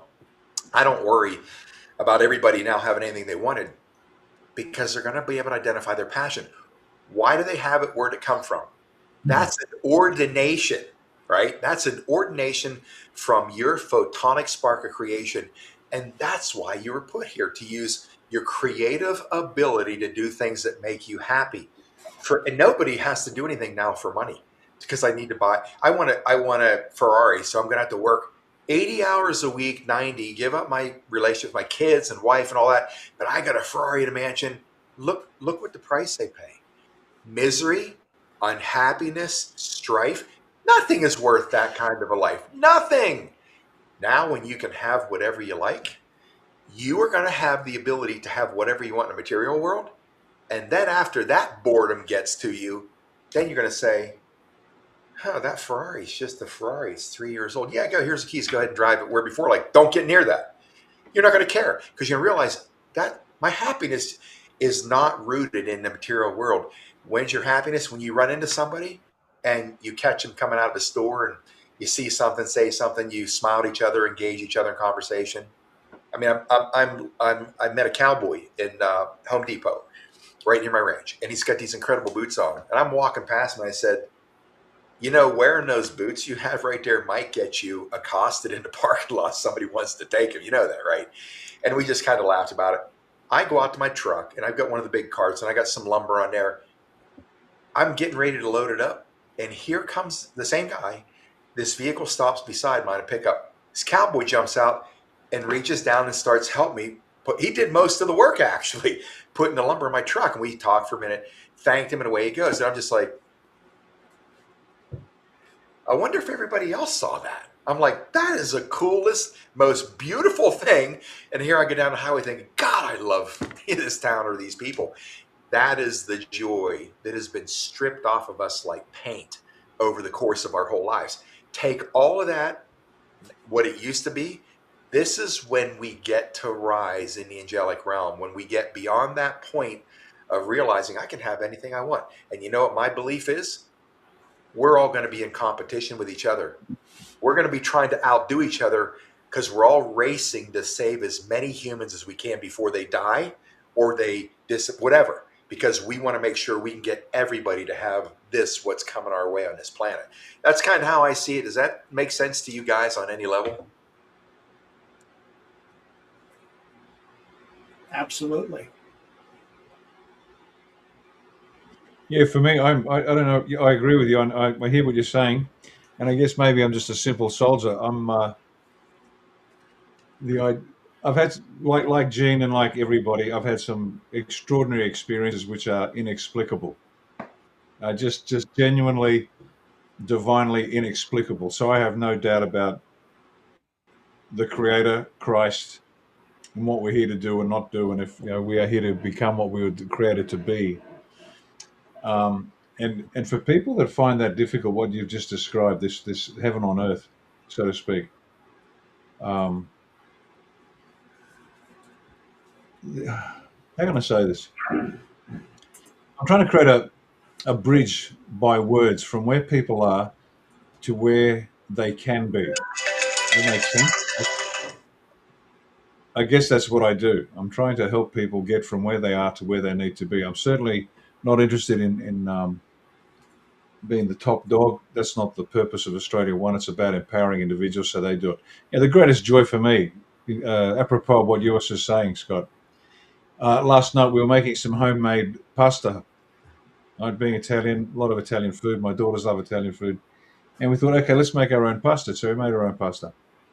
Eggs, flour, bit of olive oil, pinch of salt, away we go. And it was a lot of fun. And the joy in the family, just sitting there, making the pasta, making the sauce from scratch, and laughing and giggling. It's a typical Italian scene, and it really is. That's how we live our lives. That's when I'm at my happiest, sharing moments of joy with my family, or sharing moments of joy with others, watching them escape their prisons. That makes sense, because that's what really gets my juices flowing. When I see that sparkle in somebody's eye, and they start to get it, and it's like be free. You flip the cage open, and they've got to fly out of the cage themselves. I love that. That's what I get. As I say, gets my juices flowing. But for some people, that's just a bridge too far. It's just like, what are you talking about? I don't get it. I can't see how that works. And to make it easier for people to understand what you've just describing, to help those that can't get it. They literally, their mindset is just not there. And I'll tell you what, in this business, since I've started doing this job, oh wow, if we run into a bunch of people with very different mindsets to ours, and the fastest way to start to get to understand what Scott's talking about, and what Gene talks about, even when he goes way out there, and I love listening to him go off the planet because it's literally and metaphorically, That's New because that's where Mexico. this time the truth, yeah, that's where the truth does lie. That helps stretch your mind. Anyway, getting back to the point I want to make, the Christian Revolution that hit this planet, if people were aware of its impact, I mean, the transformative impact of life on Earth, they would begin to understand what Scott was talking about.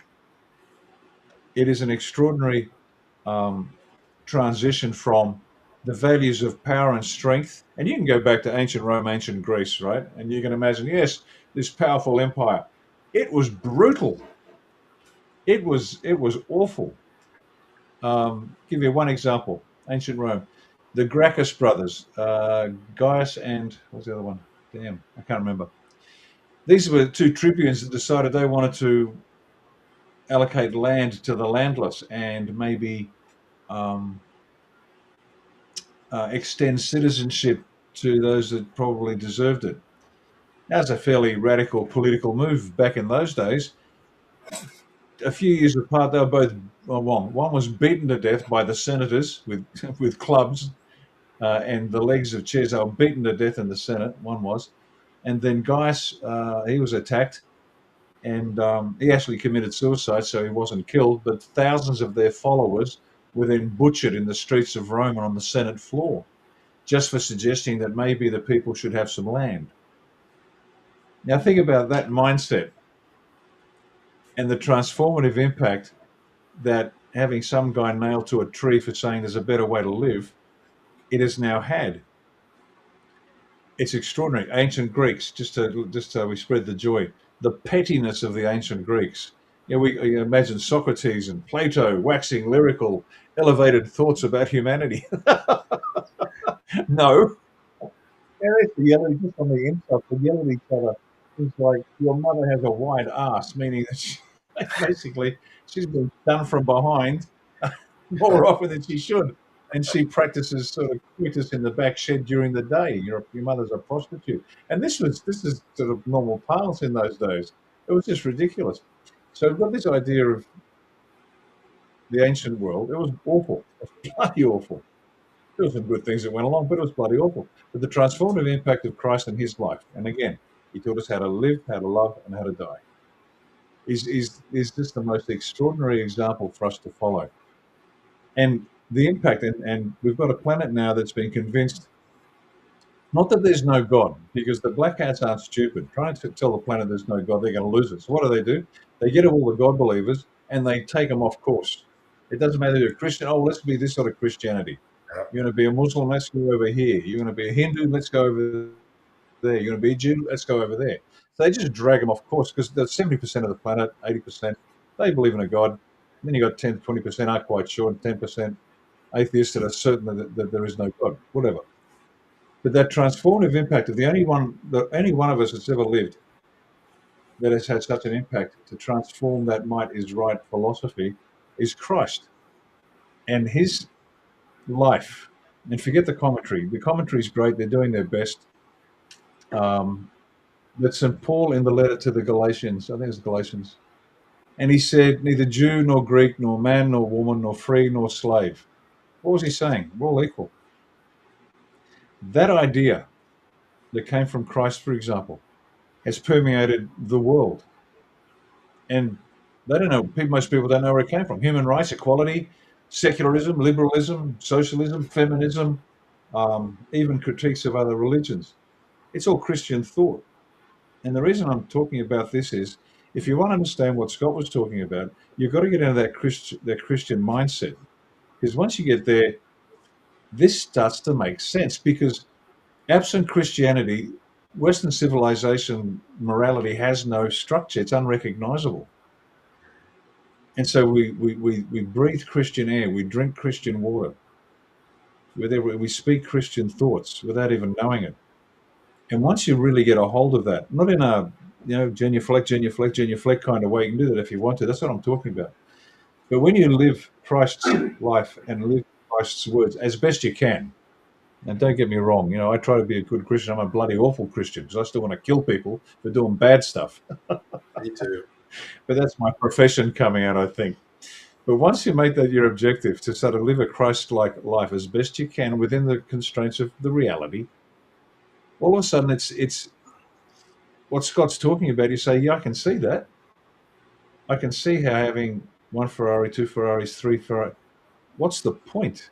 I mean, does anybody remember what model chariot Julius Caesar rode in when he went into battle? Anybody remember the make and model of his chariot? No. No, no, And he never. wasn't a good guy. He slept with anything that had, he slept with anybody. He couldn't care less.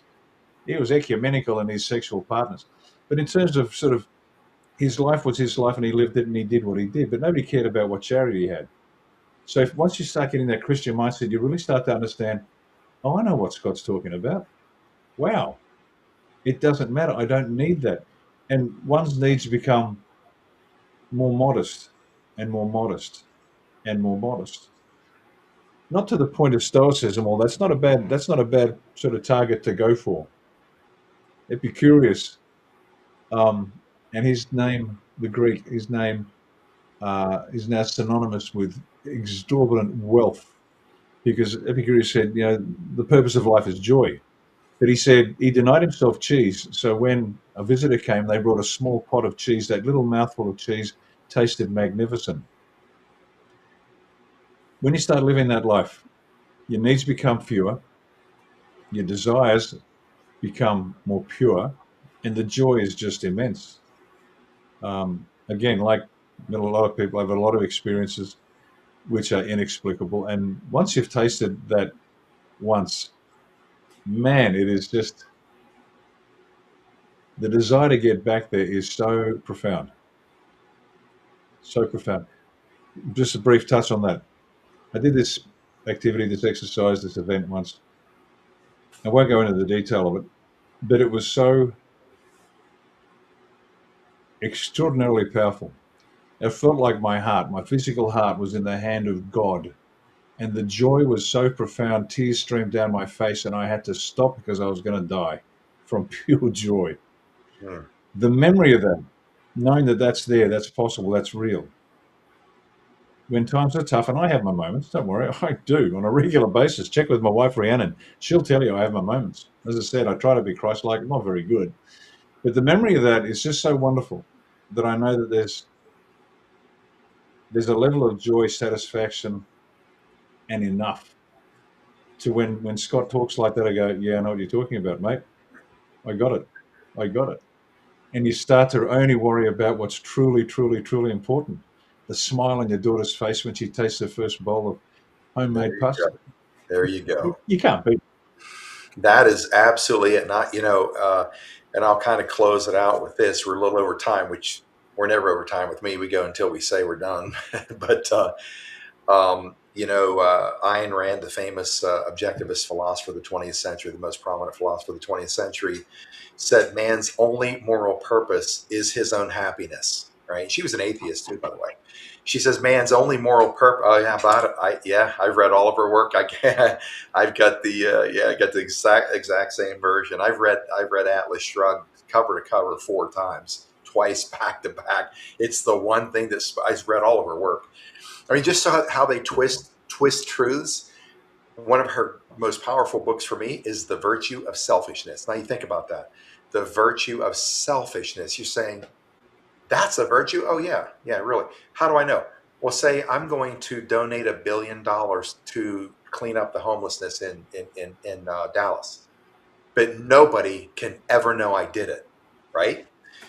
Is that selfless? No, it's still selfish. Why? Because what I'm looking from that is I want that feeling, that Christ-like feeling of I'm living for I'm my brother's keeper. That's not selfish. That's selfish because it's what I get to feel inside. But what you just said about watching your daughter And this is how I draw that parallel to Ayn Rand's theory. Man's only moral purpose is his own happiness. What they find out is what truly makes you happy when you have it, discover it, and get to live it over and over is exactly what you said. When I chuck this ball to this alligator here, and I watch him come running back and dropping the ball tail again or whatever he's got, he drags a bath towel all through the house all day. For just one moment you may look his way and he flips out and says, okay, tug of war, it's on. To watch the joy in this animal, it lights my soul up. To watch people in a park playing with their little kids, watch the things they do, they're not even mine, and I just stop and I just feel so much from that, because it's love being exchanged between two beings.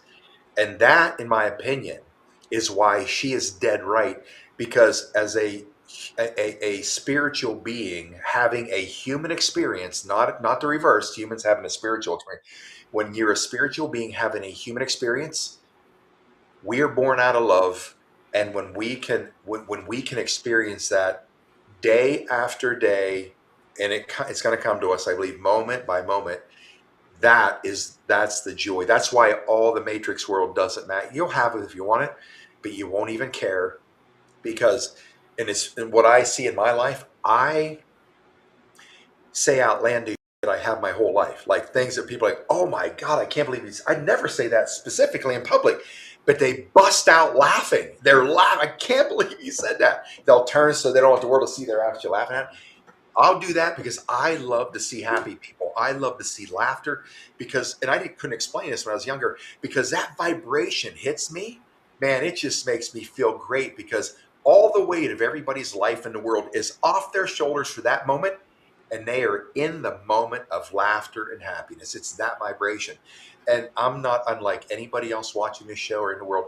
We are all built of that angelic realm. And that's why I can see the world that we live in becoming unimportant, not non-existent, but virtually unimportant. Because when we can have it all, you don't care about it that much. You just don't. So, in my opinion, I think that's a greater and grander evolution that we get to experience here in real time in this world that's on our heels now. And I'm excited about it. Look, and the folks can understand this. Here we are, a couple thousand people here. We're all here together. I watch the chat. These people are having so much fun. I get to meet you, Colonel, get to meet Eugene, have friends that I never knew I'd have. And to me, that's the lifeblood of everything I do every day. The gratefulness I have, because I know you, and I know I'm going to see you face to face at some point. I'll be in Australia. I'm going to get to sit down with a guy who's done unbelievable things on battlefields, commanding, whatever, and I get to pick your brain and be right there with you, and hopefully your wife and Jean. We're going to do the same thing too. On the backside, we have our victory tours we can do run around the world, meet each other face to face, bring audiences with us. Sasha Stone and I did that cruise over in Turkey, Cyprus, Athens, and Egypt on a boat. We brought a bunch of people.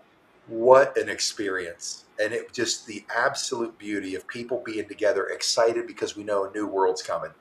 That is why we do this. This is why robots doing all the we hate to do is not a problem for me. Do it all, except you're not riding my motorcycle. I don't care how good of a rider they build you to be. You're not riding my motorcycle. So, anyways, gentlemen, I just want to tell you how much I truly enjoyed listening to you guys, and it's just an honor to be able to call your friends, and I appreciate your viewpoint. We're going to circle back around here. Lots happening very quickly, so I'll be reaching out again. Say, hey guys, can you come on another roundtable here in a few weeks? Because we got a lot of things to see coming up, and I hope we can entice you guys to come back. Thank you, Love Scott. to. Yeah, I go silent until I get the answer I want. All right, Scott. Yeah, I wanted to springboard off of one thing you said. Yes, sir. I've experienced this myself. That's a rare thing. When a person can do a truly selfless act because the other person needs it, and without it, they may die. See it in the military, but I've done it after I was out of the military, amazingly enough. And human beings, sentient beings, are capable of doing that. That is the angelic realm. When you can truly say You did not think of yourself. You thought of the other person because they absolutely needed it. And you were there without a single thought to yourself. You risked life and limb, um, or even just in a lower level. But if life and limb is the utter epitome of it. And so I accomplished that of saving a person without thinking of the danger, which was extremely serious, of me not surviving trying to save that person. I don't even know if I can. I'm going to go for it, but if I can, and accomplish that. That is something that is truly rare, but truly astounding, and establishes you in the angelic realm. It establishes you for ascension. It is an incredible thing to do and experience. And that's the realm that we left. We used to function on that level as a species before this planet was invaded by the Khazarian, the Aristana, and all these A Dracos and all this other stuff. So it is just an amazing place to be, and that's what I want to see for the world. To have what matters is what you leave behind. Do you leave the world better for your having been here? Not because you had 12 Ferraris and you had billions of dollars, and you know, or the world knew your name and all of this, because you helped people who really needed it, and you did it without thinking of yourself. At some time in your life, you got to where you can do that.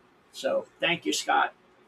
God bless. Absolutely. And you're dead right. The history books will write about the people that did huge things on the planet.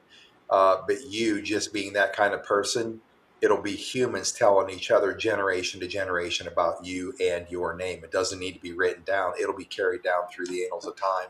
That's the big difference.